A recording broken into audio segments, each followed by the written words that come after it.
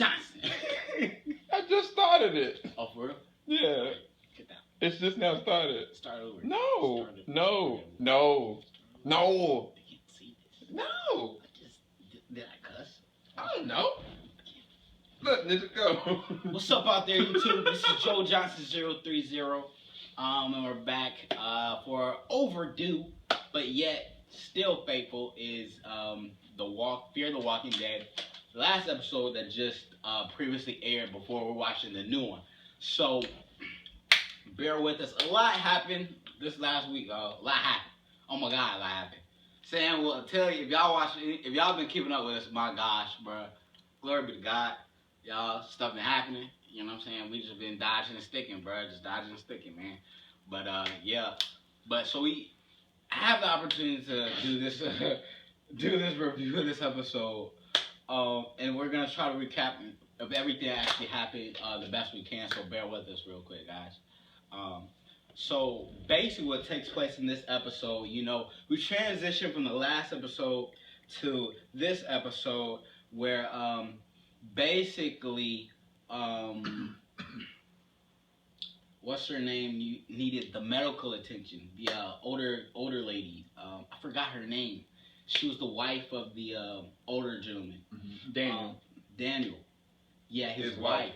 Basically, she needed medical attention, right? So in this episode, you have Lilia, Travis's ex-wife. She's going around checking up on patients, not patients, but people in the community, and basically making sure that they get the proper treatment that they need, so they're not like, you know, in pain or dying, essentially. So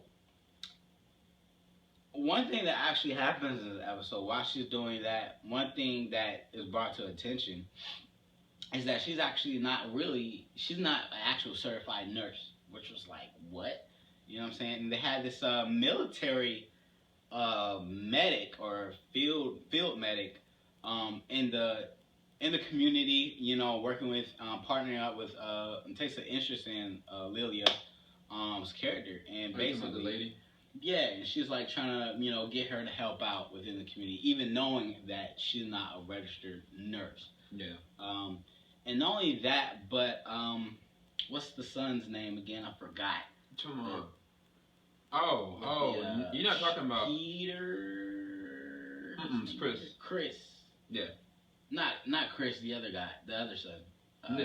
Nick. Why was it Peter? Nick. Anyway, so Nick, you know, he's low key doing some dirt.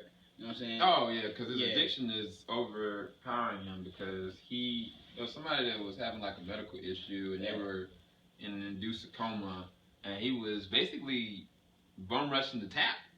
Yeah. Like he was taking the tap from him, but like what was so strange about that is that, to me, it implied that Nick killed him. Like, I mean, one of the things that when the military kind of were like, well, they took him to a specific camp, Nick was like, I don't know about that. You know, like, that's the look that he gave. Because he's like, wait, how is that possible, basically? And I think that was when he got the realization that something else was really going on. But what was even funnier to me, I guess the first part of the episode, it had Chris. He was looking around with the camera or whatever, and he spotted somebody in one of the windows. And I think that's when he was trying to tell his dad, Travis, but the only person who would actually listen to him was Madison.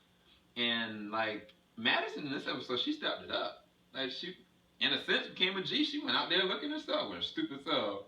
Sitting there, used the barbed wire to cut through. She's a G. She makes some OG calls now, y'all. She is. I mean, well, the last episode that came on, like with the lady, if that lady would have bitten her husband, it would have been Travis's fault, because Madison would have ended that lady, because she knew she needed to be taken out, you know, be put in a sense of peace, essentially.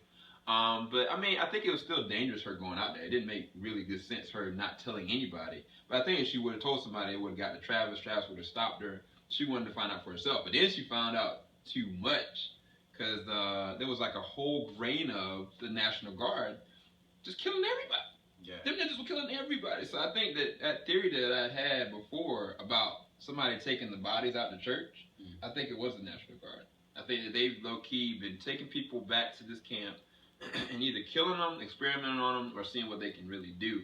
But the National Guard is scary, man. The lead guy, that's really trying to convince Travis to talk to somebody. I forgot what the guy's name is. Essentially, one of his neighbors. The neighbor was just irate. I felt like the real talk that the neighbor was actually bitten, and he didn't know what to say. And I think that's why he was so scared. Because I was like, why is he freaking out? It's not just because it's a post-apocalyptic situation.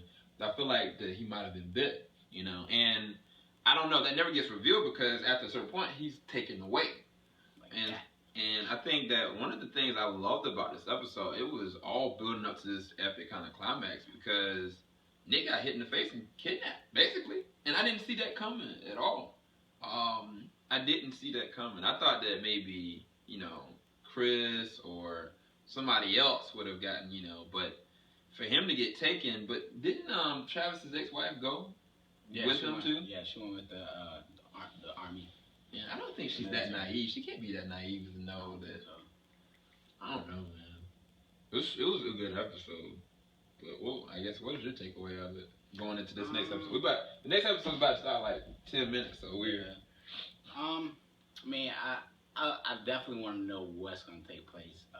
They showed a couple of previews, like kind of like hinting, like, you know, like they're going to send a group out to pretty much go to where this camp is. Yeah. To like, you know, break them out. Mm-hmm. So this is where we're actually seeing these characters develop into leaders in the post-apocalyptic zombie apocalypse, which is actually really cool. And one thing, Alicia, she stepped up her game in this episode. She said basically what I wanted someone to say on this show. And she was like, stop acting like everything's normal or handling this like a normal situation. None of this is normal. And I was just like, thank you. Thank you. Someone's getting it, you know? And she's just like, look, like we can't handle this like any other situation. Yeah. And, you know, it's like what we knew previously is not what this situation is. Yeah. So, hats off to her. I didn't like the fact that Ophelia just, you know, Daniel's daughter, to sit there and just kind of like got shacked up with random National Guard.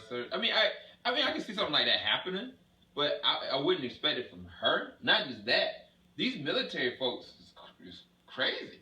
Like, I can honestly see this dude like sitting there losing it if everything hits the fan, you know. And I think they wouldn't have that happen if something wasn't gonna happen later on. I think she's gonna find out what kind of man he really is pretty soon in the next 2 episodes. Hopefully he doesn't like do something to her dad or her mom in front of her. But I mean, this show, the thing about the show is like nothing is what it seems. Like that's one of the trends of the whole Walking Dead universe. Is like when you start trusting somebody, that's when you get hit. Something gets tagged. You know what I'm saying? But what do you give this episode as far as a number? I don't know. I can't. That's hard. I found this episode very, very interesting. Build up was definitely there. Yeah, it was definitely there. I feel like I don't know. I can't rate this one. I can't give it a rating. I liked it. I give it a thumbs up, but on a numeric level, I can't rate it.